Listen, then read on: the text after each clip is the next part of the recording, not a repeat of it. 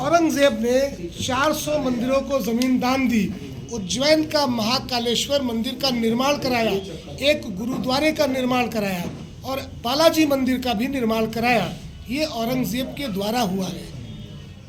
ये हर बार एक किंवदंती है, बार बार प्रश्न उठता है कि ऐसे मुगल आक्रांता रहे हैं जिन्होंने धर्मस्थलों को, जैसे आपने ज्ञानवापी की बात करी, तोड़ा होगा उन्होंने, लेकिन इसके साथ साथ में सैकड़ों मंदिरों के निर्माण भी करवाए हैं। 400 मंदिरों को जमीन दान दी औरंगजेब ने। देखिए, राजा अपनी राजनीतिक स्थिति से अगर कुछ कर रहा है तो वो एक अलग चीज है, उसको करना चाहिए, वो करता है। लेकिन जो सनातनी मंदिरों को तोड़ करके मस्जिद का निर्माण किया गया है वो गलत हुआ है। अगर गलत नहीं हुआ है तो आप मुझे बताएं, और गलत हुआ है तो आज हम स्वतंत्र भारत में हम अपने मंदिरों के लिए अदालत में गुहार लगा रहे हैं। यही भाईचारे की बात होती है।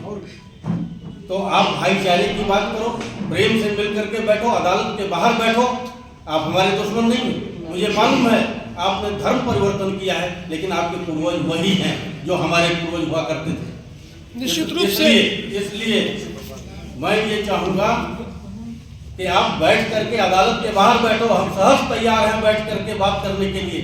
जो हमारे मंदिरों को तोड़ करके मस्जिद में परिवर्तित किया गया है, आप उसे हमें दो।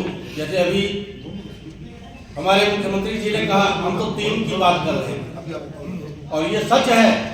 जब ये राम मंदिर का आंदोलन शुरू हुआ, हमने 3 मंदिरों की बात किया था, अयोध्या, काशी और मथुरा, क्योंकि इसका एक अलग महत्व है।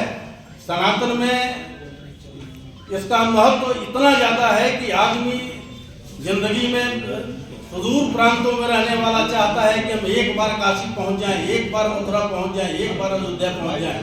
तो इन लोक भावनाओं को देखते हुए उन्हें इसे वापस कर देना चाहिए, लेकिन उन्होंने ऐसा नहीं किया।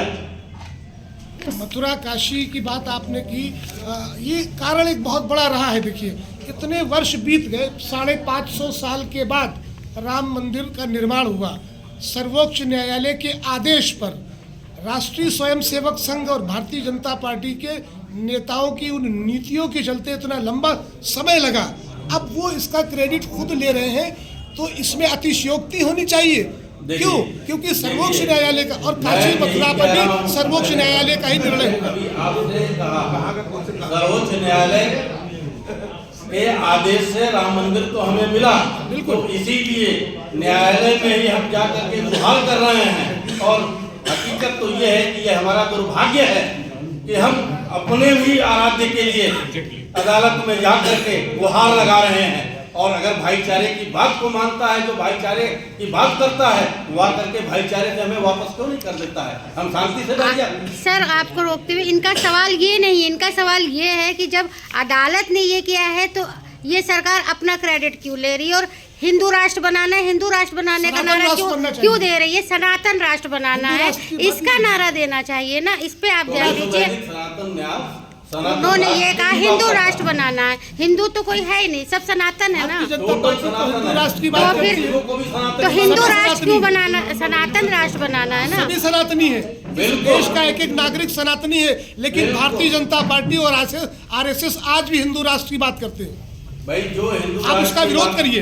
जो हिंदू राष्ट्र की बात कर रहा है उसको करने दीजिए, उसका विरोध करिए ना। मैं स्पष्ट तौर पे सनातन राष्ट्र की बात करता हूँ।